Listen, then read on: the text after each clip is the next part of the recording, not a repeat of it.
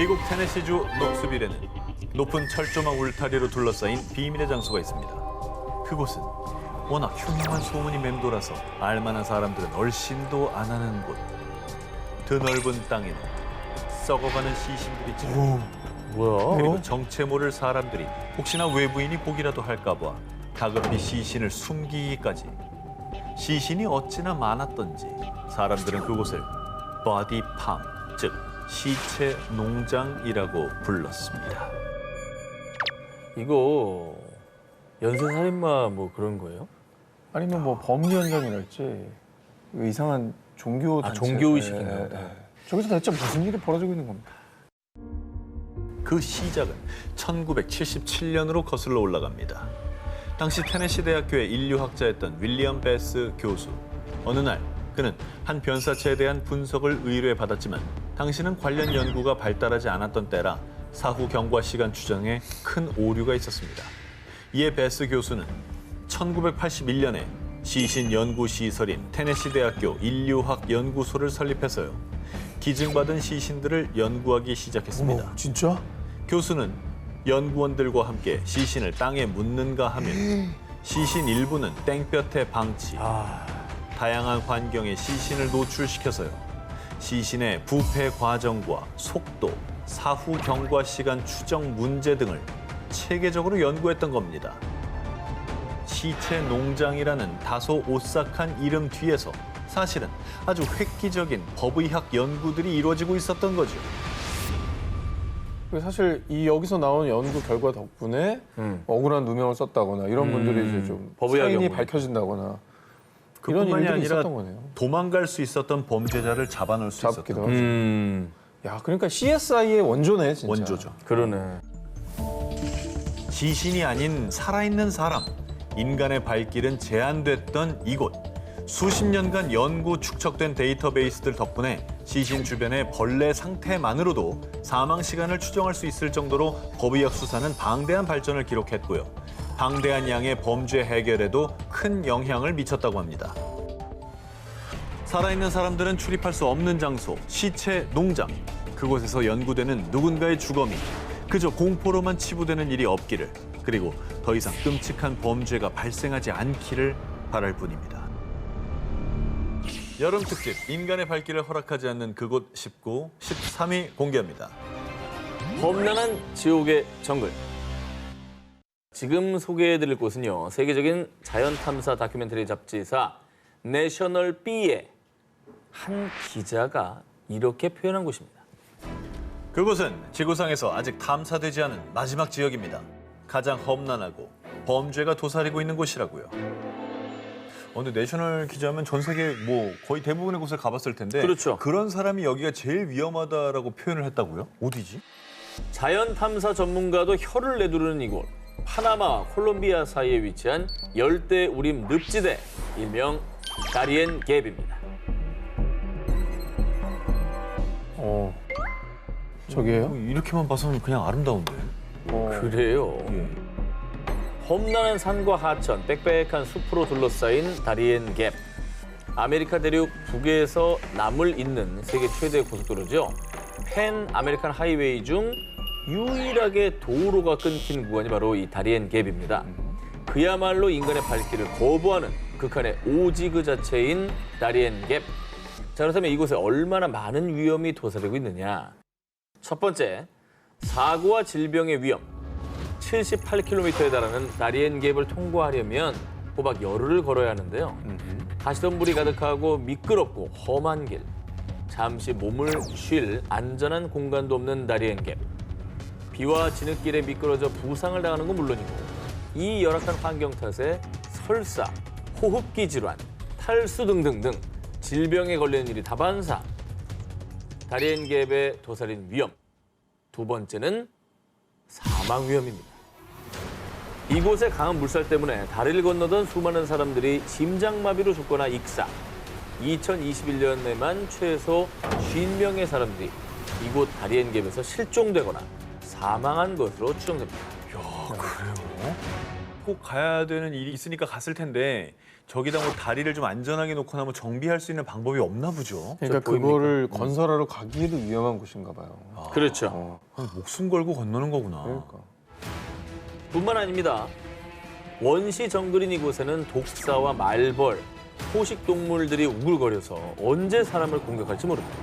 더 최악은 다리엔갭에서 사망한 시신을 제때 수습하지 않으면 때로는 동물들의 먹이가 된다는 것입니다. 아이고야. 이거는 진짜 너무 위험한 요소들이 많아서 안 가는 게 상책이겠어요. 안 가는 게 상책이죠, 사실. 마지막으로 다리엔갭의 도살인 위험 세 번째입니다. 납치 위험입니다. 헐. 콜롬비아 국경과 맞닿은 다리엔갭에는 콜롬비아 반군뿐 아니라 중남미 마약 조직이 있습니다. 다리엔갭을 건너려는 사람들을 대상으로 한 성폭력, 납치, 인신매매가 성행, 범죄 조직의 위협에 고스란히 노출되어 있는 것이죠. 참고로 앞서 소개한 내셔널 B 기자도 여기를 지나가다가 납치됐었다고 합니다. 기자도. 그냥 지옥이에요, 지옥. 동물 문제가 아니라 아예 치안도 안 되는 안 데인가 되죠. 보군요. 경찰들이 순찰하기도 힘드니까 당연히 저기는 뭐 반군들이 숨어서 암약하기는 너무 좋은 그런 환경인 것 같아요. 목숨 걸고 순찰이죠. 야, 세계적인 탐사보도 전문가도 두려워하는 죽음의 땅, 다리엔갭. 그곳에 함부로 발을 들여놓아선 안 되고. 여름 특집 인간의 발길을 허락하지 않는 그곳 19, 11위를 공개합니다. 오모만 살 수 있는 섬. 미국 사우스캐롤라이나주 인근의 모건 아일랜드. 사람들로 북적이는 여러 섬과는 달리 이 섬은 고요와 정막만이 흐를 뿐인데요. 사실 이곳은 인간의 출입이 금지된 무인도. 아무리 섬에 들어가고 싶어도 보트를 타고 그저 먼 발치에서 바라볼 수밖에 없습니다. 왜? 들어가면 안 되는 거예요? 그거 아닙니까? 혹시 원주민들이 막 공격하고 막. 인간이 출입이 금지된 섬 모건 아일랜드의 역사는 1979년으로 거슬러 올라갑니다. 당시 푸에르토리코의 한 영장류 연구센터에서 헤르페스의 발병으로 대다수의 붉은 털 원숭이들이 사망하는 사고가 발생. 우와, 뿐만 아니라 그 얘기 들었어? 헤르페스에 걸린 원숭이들이 탈출했대. 사람한테 바이러스를 옮길지도 몰라. 지역 주민들이 극도의 불안감에 떨자 당시 과학자들은 인간의 발길이 닿지 않는 무인도 이 모건 아일랜드로 약 1,400마리의 원숭이들을 대거 이동시켰는데요. 그리고 모건 아일랜드에서 수년간 연구 목적으로 사육된 붉은 털 원숭이들. 알려진 바에 따르면 이 원숭이들 상대로 헤르페스 바이러스뿐만 아니라 에볼라, 메르스, 혈액, 소아마비, 에이즈 등 각종 질병과 관련한 온갖 실험이 진행됐습니다. 그리고 안전상, 보안상 등의 이유로 일반인들은 출입 금지. 그렇게 모건 아일랜드는 원숭이들만 사는 섬, 일명 원숭이 섬이 됐습니다. 너무 불쌍하다. 헤르페스는 바이러스가 괜찮아졌다가 다시 나왔다가 뭐 이러는 병이잖아요. 네. 그러니까 또 이 바이러스가 사람들을 전염시킬까 봐 사람들 입장에서는 많이 불안했겠네요. 그렇죠.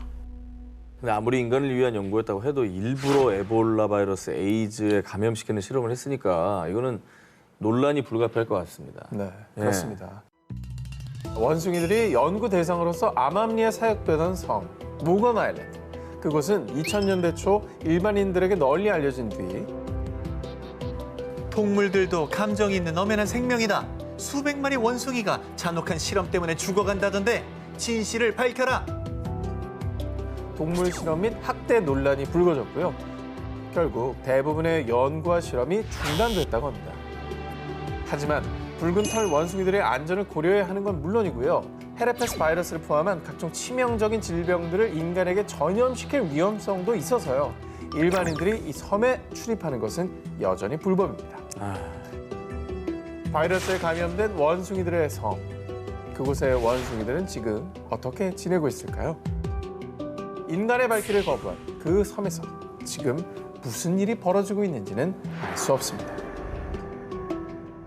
여름 특집 인간의 발길을 허락하지 않는 그곳 19, 8위를 공개합니다. 모모가 만든 지옥의 검은 호수. 러시아 우랄 산맥 남부에 있는 호수 카라차이호. 고요해 보이기만 하는 이 호수에는 끔찍한 비밀이 얽혀 있는데요. 바로 이 호수의 또 다른 이름은 검은 호수. 야, 좀 호수도 까맣지만 뭐 산도 시커멓네요, 진짜. 뭐야? 검은 호수가 가능합니까? 만약 이 호수에 다녀온다면 암에 걸릴 확률 21%, 에이. 선천적 결함이 생길 확률 25%, 아우, 어우, 백혈병에 걸릴 확률 41% 뭐야. 증가. 심지어 이 호수에 1시간만 서 있어도 한 달 안에 사망할 확률이 무려 60%. 이 수치는 실제로 카라차이호 인근을 조사했을 때 나온 충격적인 결과입니다. 저거 찍은 사람도 불안하다. 목숨 걸고 찍었겠다. 절대로 안 가고 싶네요. 한 언론에서 세상에서 가장 위험한 지역으로 보도되기도 한 이 호수는 1940년대 구소련이 비밀리에 만든 마야크 재처리 공장 인근에 있습니다. 이 공장의 정체는 러시아의 핵시설. 1950년대 이 공장에서 핵무기, 방사능 폐기물들을 카라차이호에 무단 투기 잔뜩 버린 겁니다. 아, 미쳤네. 그래서 호수 밑바닥에는 수많은 양의 방사능 폐기물이 가라앉아 있는데 그야말로 인간이 만든 지옥이 탄생한 겁니다. 저거 완전 인재네. 아, 핵폐기물을 제대로 버릴 수 있는, 저장할 수 있는 공간을 만들 생각을 해야죠. 저도 저렇게 버려버리면 어떡하냐. 심지어 이 카라차이호의 방사능 수치는 원전 사고가 났던 후쿠시마보다 훨씬 위험한 수준인데요. 방사능 물질이 퍼지지 않고 침전, 호수 바닥에 농축돼 있기 때문입니다. 어휴, 저주받은 땅이네. 아유, 그렇게 됐습니다. 그러니까. 여기는 뭐 아무것도 살 수가 없는 그냥 검은 호수라는 말이 딱이네요, 진짜. 1990년대에 측정된 바에 따르면 호숫가 근처에 서 있기만 해도 시간당 60워트의 방사선의 피폭.